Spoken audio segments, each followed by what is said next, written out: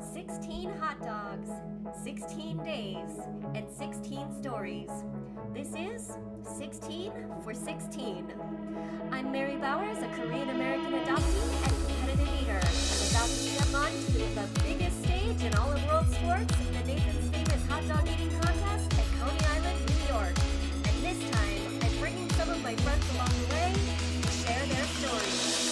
Meet Victoria, a Korean-Australian adoptee and veterinarian. Let's catch up.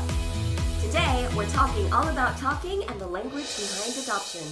Let's do the fun part first. Introduction. I think you and I both have something in common with the 16 for 16 campaign. It's very, very important that I understand dogs. So I thought you would be the perfect person to ask about this topic. Tell me a little bit about yourself and your expertise. My name's Vicky. I'm a vet. I'm based in Sydney, Western Sydney in Australia. I'm a small animal clinician. I have a couple of questions for you because today's episode is also about language. Have you ever heard the expression dog's breakfast? Yep. Mm-hmm. Okay, what is that? Basically something that looks like crap. Anything, not always food, just anything that looks like crap. Yeah, it's more like a colloquial term, I think, for, maybe something that the dog brings up as well, like the vomitus. So that's gross. Yeah. That's awesome though. That's awesome. I kind of like that term now. In competitive eating, we would call that a reversal of fortune. Oh, okay. That's a lovely euphemism. I like that. I wanted to get your insight on language and how you've experienced that as an adoptee, especially going to a place like Australia. I think my own experience, the story is that my adoptive dad would take me grocery shopping. People would approach him and ask when I was a baby, will she be able to speak English? Will she be able to learn to speak English when she talks? Yeah. And so he said the first time it happened, he thought, wow, that's one stupid person, but it kept happening over and over. And then, of course, as I got older, it was like that comment of, oh, you speak English so well. Where are you from? Colorado didn't seem to be the acceptable answer. So tell me, what was your experience with some of that growing up in Australia? Yeah, growing up, oh gosh, especially in high school, teenage years, that sort of time. Yeah, it was a bit of a total mismatch, I think, I'd say. Okay. For instance, I learned to speak Cantonese from my adoptive mother. So I also understand it. I also, well, probably not now, but I also used to write it quite well. In high school, didn't really know where to fit in, sort of with the Aussie group, with the Cantonese group. I definitely didn't fit in with the Korean group because I didn't know how to speak their language. So yeah, people would say, or they'd hear me sort of talking in the library, for instance, that hear my voice but not see me, through another aisle or another shelf or something, and they basically pop their head through in between books and say, oh my gosh, she speaks like a perfect Aussie sort of thing.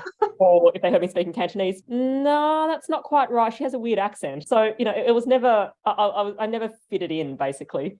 Okay. And so what was the assumption of what people thought you should know or sound like, and what do you think the reality is? What's the difference there? I don't know what they wanted me to sound like. I think they wanted me to sound like what they wanted, which I still don't know. I still don't know what they wanted me to I don't know, like a fob accent, or I don't know.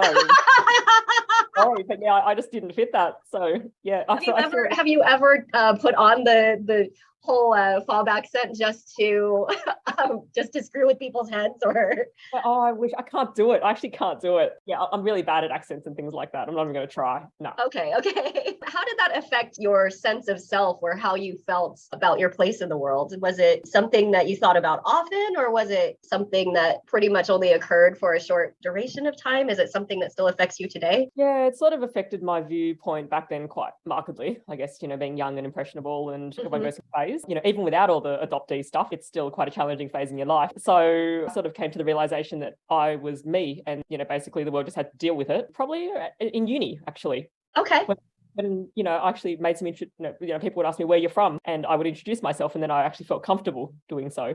As in not having to correct them or they sort of take me for what I said. Okay. Okay. Really? Yeah. So you said that you kind of had this realization of I was me. As an adoptee, what does that even mean? Yeah, gosh, it was basically like a take what I'm giving you, basically. Okay. Yeah. Sort of like a own sort of self. I know it's a weird, like it's own self-realization. It's hard to explain. Yeah, it was a sort of self-confidence thing almost. Okay. And then how would you describe that me to somebody who hasn't met you before? Back then or compared to now? Or You know what? I think the comparison would be really interesting because I know for myself, it was definitely a struggle when I was really little. And then the teenage years, I'm pretty sure if I died and went to the wrong place, I would just get sent back to junior high.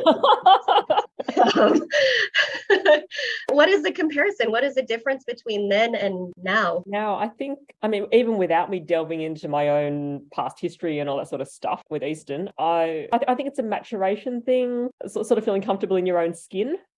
Really. And yeah, that's how that sort of, me sort of thing came about. Do you think that's a process? It's hard to know because we only see the world through our own eyes. Do you think that's a process that everybody goes through, regardless of their background? Or do you think there's something unique about the adoptee experience? Yeah, I think it's something that everyone does go through. It's a bit of a maturation phase between your 20 and 30s. I feel, I mean, I'm not one to, I'm definitely not an expert. We're not going to talk about all of the parties that I don't remember. I know I had a good time. Finding yourself sort of thing. Yeah. And finding out about yourself and your limits and boundaries. Yeah, I think it's something everyone goes through, but then sort of being adopted. It's funny because I was speaking to someone else about this and they said during that period of our lives, that's when we're often finding out about ourselves, learning, that sort of thing. And then we sort of shove that adoptee side of ourselves to the side. But it's sort of in our 30s, maybe, that things recrudesce. And it's in line with life, with having children, settling down, medical examination, really examine ourselves and go, oh, hang on, maybe instead of, partying or having a drink and, all that sort of stuff, I really might need to look into this not for my sake, but for someone else's sake. Right.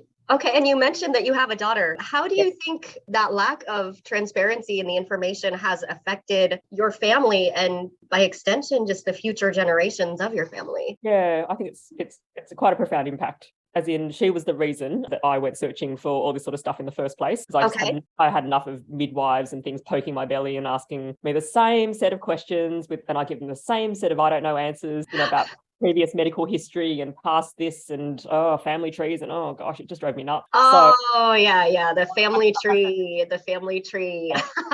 I always hated that project in school. It was so confusing to me. Even like blood donation, for instance. Like I'm a blood donor, but to get to that process where it was okay for me to give blood, it was, oh no, medical history. Oh no, we're going to have to screen you for, X, Y, Z, A, B, C. And I'd be like, okay, you could screen me. I just don't have the answers for you. I'm sorry. So yeah. And I think like the nuances of language, what I find to be really frustrating in that situation is that there is a huge difference between no record and no history. And so I found that for me, no record is treated as no history. That's Can you think of any other examples of when kind of those nuances of language have been a challenge or even just a flat out problem? Besides the fitting in high school thing and sort of sitting down and being a bit of an enigma to people sometimes, people just coming up and like just generally just saying things to you that you where are you really from? Where are you really Do from? You get that question? Yeah, or that doesn't make sense, or how does that fit in with that, and why don't you know Korean but you know that language, and how do you speak English so well? And like, for instance, I've been back to Hong Kong a few times, homeland, and just the looks I get, the confusing sort of they sort of give me what I want because I asked for it in the correct language, but then they sort of give me that extra double take, and that's pretty guaranteed. So yeah, it is. Yeah, language does have an odd. What comes out of our mouths if it doesn't correlate with what is expected, then that's I think one of the things that I find the most fascinating about language is the words that don't have a direct translation, because I think that's where you really learn about the culture and the values. So, for example, one of the words or concepts that I really love in Korean is han, which is like the grief of just Korean history and like the weight of what family trauma might be passed down through generations, whether you know who that family is or not. And I just think it's a really interesting concept. Is there anything in Chinese that maybe doesn't have a translation that you find kind of fascinating? I'm trying to think of something that's not a swear word, sorry. There's plenty of little phrases and things like that are sort of more, idioms, colloquial terms, things that are said in normal conversation. but they don't get sort of written, formal, ways of expressing them. Okay. Yeah. There was an adoptee who was telling me how frustrated she was in trying to learn Korean. And so I told her she should just learn the swear words first, because obviously that's the emotions she's feeling. And those are the words you never forget. And they translate pretty clearly, whether you know or not, what somebody is actually saying. So what do you think people should be aware of when they're trying to make language more inclusive around any community who might not be the majority or might feel like the outsider? What do you think we can do, like in general as a society, to be more inclusive in how we speak? I don't know. I think it's more just being kind. I mean, it doesn't take much in the way of, for instance, getting a group of people together in one room that all speak different languages and don't have a common language, as long as they sort of speak with kindness to each other and gesticulate. Things get across to, in some way, form or shape. I like to joke that when I was living in LA, everybody's so friendly when you're driving on the freeway because they all wave at you, but minus 4 fingers. So the gesticulation, it's understandable no matter what. Exactly, universal. There's universal signs and ways that we move our hands and fingers and things like that that don't need a language. If there were this feeling or emotion that you would like to see emerge from the Truth and Reconciliation investigation and this whole process that all of us are going through, what would that language without a language, what would that expression kind of look like on the other side in your ideal world? As in something I would say to them, or not necessarily something that you would say, but maybe a legacy or a feeling that you were mentioning. There are certain universal experiences that we all have or understand, language or not. What would you want that to be? From the TRC? Or like the outcomes of... Yeah, that's an interesting one. Yeah, I would like probably some empathy and understanding, I think, from there. I think that's what some of us would like as a general acceptance sort of thing to see. Yeah, that they do understand or are responsible. Yeah. And I think so. And I think that empathy is really the thing that prevents like the worst aspects of what people are capable of. I think empathy is what prevents those things from happening in the future. It's something that heals the past, and like in the present, I think brings a lot of comfort. But it's one of those emotions or experiences that works in all directions at all points in time. I would definitely agree with that. Is there anything else that you would like to share about your adoption experience? And all that sort of stuff. Yeah. Oh gosh. I mean, I think for everyone, it's a roller coaster, just a massive roller coaster of emotions. No matter what stage of past searching you're at. Yeah. I don't know if that's the best comparison for me, because the first time I went on a roller coaster, I cried in the line, and then when I got on the roller coaster, I started shaking before the ride started, and then I threw up on the ride. So. Oh, okay. Yeah, not pleasant at all. No.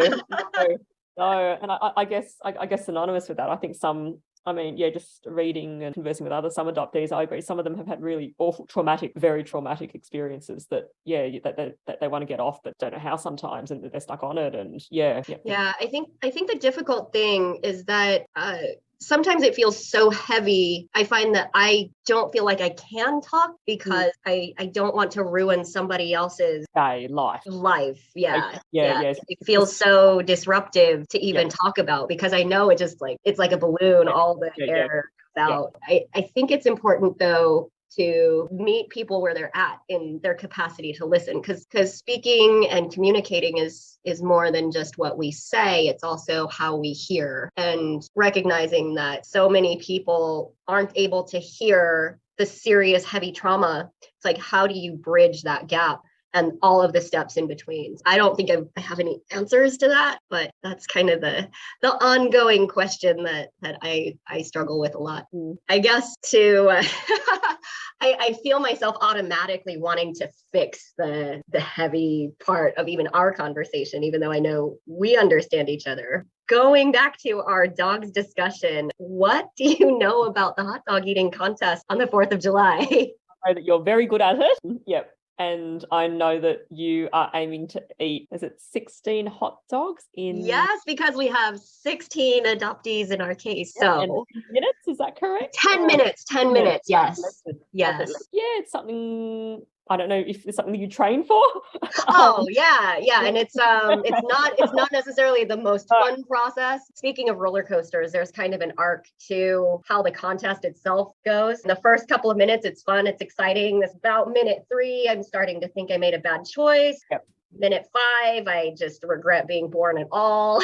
Then the last minute or so of the contest is when the crowd really gets exciting, gets going. I always find it interesting to get the non-American perspective from other places on what I think is probably the most American thing that we could possibly do. I mean, it's like, I don't think there's anything like that here, but I could be completely wrong or just in the wrong circles to hear about it, to be honest. Yeah. You know what? Australia is also going to have representation at that table. Okay. So you'll have somebody to root for in the men's event. His name is James Webb. He will be representing the Aussies, and he's quite talented. So thanks for joining me. I had fun talking to you. Thank you. I would say tell your daughter to watch on the 4th of July too. Yes, and then she'll want a hot dog straight afterwards. Yep. Maybe one hot dog. I don't recommend. I would say I don't recommend more than a dozen.